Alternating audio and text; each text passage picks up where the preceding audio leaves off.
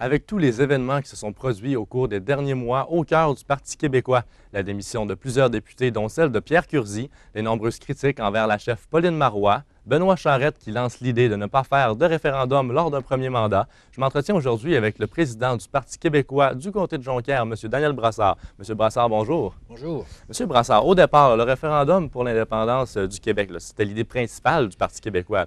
Aujourd'hui, quelle est l'idée maîtresse? Ben, par rapport au référendum, c'est toujours d'en tenir un, mais l'article 1 stipule au moment jugé opportun. Et ça, c'est une distinction qui est très importante puis que j'achète très volontiers. Et il faut y aller avec les événements, il faut y aller avec le temps, il faut d'abord prendre le pouvoir et ensuite prendre des pouvoirs, rapatrier des pouvoirs et démontrer aux Québécois que la souveraineté, c'est encore une idée forte. Mais là, est-ce que c'est l'idée maîtresse pour tous les membres du PQ? Parce que là, vraisemblablement, là, l'idée n'est pas la même pour tout le monde. C'est une idée maîtresse pour tous les membres du PQ, sauf qu'elle n'est pas acceptée au même niveau par tous les membres. Je pense que c'est ça qu'il faudrait spécifier. On les appelle communément des purs et durs, qui souhaiteraient même, pour certains, aller jusqu'à une élection qui serait dite référendaire. Pour d'autres, ce serait forcément un référendum dans le premier mandat. Pour un autre, ce serait un référendum quasiment dans les 100 premiers jours du pouvoir. Mais pourquoi, par exemple, dans le temps de René Lévesque, là, tout le monde poussait dans le même sens, puis maintenant, tout le monde est séparé? Le PQ n'a jamais été aussi divisé que maintenant. Est-ce qu'à l'époque, tout le monde poussait vraiment dans le même sens? J'étais un électeur moi-même, pas impliqué de la même façon, certes, mais le monde ne devait pas pousser toujours dans le même sens parce que René Lévesque lui-même a été... mais l'idée était claire au départ, là, M. L'idée était claire qu'on faisait un référendum dans le premier mandat, et il l'a fait à la fin du premier mandat de 1976. Mais les choses ont évolué. On est passé à l'étapisme avec Parizeau, on est passé à... Maintenant, on est à la gouvernance souverainiste.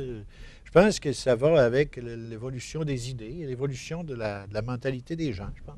Mais maintenant, le PQ est divisé, comme je vous disais tantôt. À qui peut être cette faute-là? Pourquoi tout le monde n'est pas lié comme au départ, là, à la création du PQ? Est-ce que c'est ça qui divise vraiment le PQ maintenant? Peut-être, ou on va dire même sûrement pour certains, mais c'est eux-mêmes qui pourraient vous le dire. Pourquoi n'acceptent-ils pas l'idée de la gouvernance souverainiste?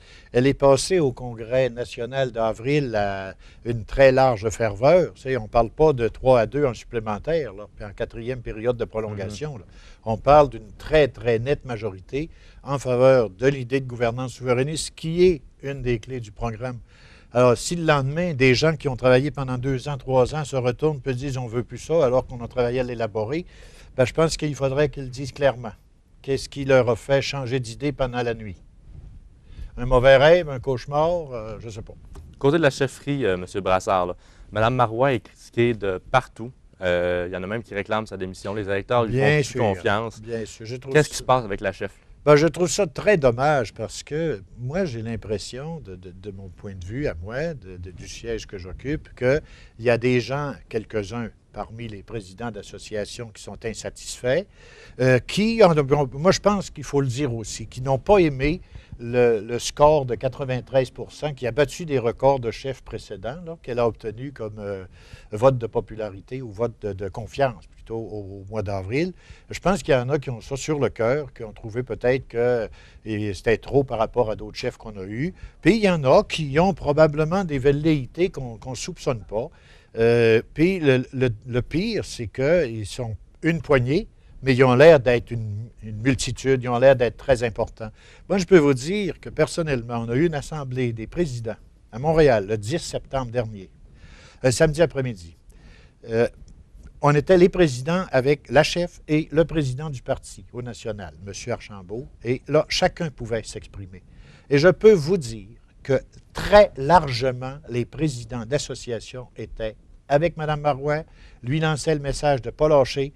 D'ailleurs, c'est pas mal pour ça qu'elle décide de continuer, parce qu'elle sait que c'est quelques personnes qui, là pour M. quelque Brassard, intérêt. vous me parlez de députés, de présidents. Moi, je vais vous parler d'électeurs. Voilà. M. Brassard, qu'est-ce que vous dites aux gens, aux 37 % des gens qui, eux, donneraient leur appui à M. Gilles Duceppe, comparément, même qui passeraient devant Jean Charest et François Legault? Qu'est-ce que vous leur dites à ces gens-là en sachant que Pauline Marois, elle, ne serait même pas élue selon les sondages si une élection serait déclenchée? Je leur dis d'abord que je trouve ça très, très curieux que changeons de personne, puis la tendance est complètement renversée. Vous savez, hors du CEP, c'est 37 à peu près pour le parti de M. Legault. Puis avec du CEP, c'est 37 pour le Parti québécois. Je trouve que, en tout cas, les sondages doivent être faits scientifiquement, je ne mets pas sans doute, mais je trouve qu'il y a un changement d'humeur assez Mais est-ce que profond. c'est pas parce que M. Duceppe serait plus qualifié que Mme Marois? Oh, plus qualifié, non. Parce que, bon, tout le respect que j'ai pour M. Duceppe, il a administré quel ministère de toute sa carrière politique? Il était longtemps pour le Bloc québécois. Il Par a exemple, il y a eu été- la confiance des Québécois Ouais, pendant longtemps. il a été chef d'un parti qui n'a jamais pris le pouvoir, puis il le savait, puis moi aussi, quand je votais pour eux, je le savais, puis il n'a jamais été à la tête de ministères aussi importants que la santé, Mme Marois n'a pas l'éducation, plus pris les le pouvoir finances. avec le Mme PQ, par Marois exemple. était là. Oui, elle était là, mais elle n'a jamais pris le Ben pouvoir. oui, M. mais, Duceppe était là toujours. Elle, avec le elle Bloc. a été au pouvoir avec Bernard Landry, puis avec les chefs précédents, mais elle n'était pas chef. Mais si vous me dites que Mme Marois serait aussi, sinon plus, qualifiée que Mme Duceppe, que M. M. Duceppe, là, qu'est-ce qu'elle devrait faire pour avoir la confiance, pour retrouver la confiance des Québécois? Bien, il y a une chose importante qui s'en vient, c'est que le programme va commencer à être diffusé. Vous comprendrez qu'on ne fait pas ça en début de mandat d'un autre parti. Hein. On laisse le gouvernement gouverner. Puis, mais les révélations, ou la diffusion plutôt du programme s'en vient. Et aussi, si, on va le dire très clairement, comme moi je le perçois, si dans le caucus des députés, on est capable de se parler très clairement, très fermement, mais qu'on n'a pas l'impression, quand on lit les journaux, qu'il y a des journalistes assis au caucus. Est-ce que le corps arrière ou l'instructeur d'une équipe de football accepterait qu'il y ait un de ses joueurs qui a le dire aux autres c'est quoi qu'il y a dans le caucus? Probablement pas, mais pourquoi Mme Marois, elle l'accepte? Bien, elle ne l'accepte pas. Mais comment aller contre la volonté des individus, monsieur? Est-ce qu'elle est obligée de leur mettre le bâillon pour dire si parlez pas? Ben, Mais elle a commencé si à elle le faire fait avec ça. la loi 204. Elle a commencé à le faire, là, à mettre ses culottes, si je peux dire, si je peux Oui. prendre l'expression. Puis- Pourquoi elle ne le fait pas maintenant avec ces députés-là? ben, elle l'a dit vendredi. Si, Elle l'a dit, mais je parle d'action. Là. Pourquoi? Ben, l'action, c'est que si des choses comme ça se répètent, ça va être tu veux aller travailler ailleurs. Vous savez, moi, je vais vous dire, c'est dur pour quiconque, tout parti confondu, d'avoir une majorité de gens qui peuvent être de ton côté, puis qu'il y a quelqu'un ou une personne ou deux ou trois qui te poignardent ou qui sont traîtres. Le Seigneur a vécu ça. Hein? On ne fera pas de parallèle entre Pauline Marois et Jésus, la question n'est pas là. Pas Le vraiment, Seigneur non. a vécu le résultat d'un traître. Oui. Bon. Ben c'est exactement ce qui se Rapidement, produit M. quand on a Brassard, un traître. est-ce que vous pensez qu'il va y avoir des élections qui vont être déclenchées avant la fin du mandat des libéraux? Oh, monsieur, je le sais pas. Vous ne savez pas? Je le sais pas. Qui serait devant les troupes du PQ à ce moment-là? Ben, jusqu'à nouvel ordre, ça va être Pauline Marois. Merci Elle beaucoup. l'a annoncé. Merci beaucoup, et je M. l'espère Brassard. aussi. J'avais avec moi M. Daniel Brassard, président du Parti québécois dans le comté de Jonquière.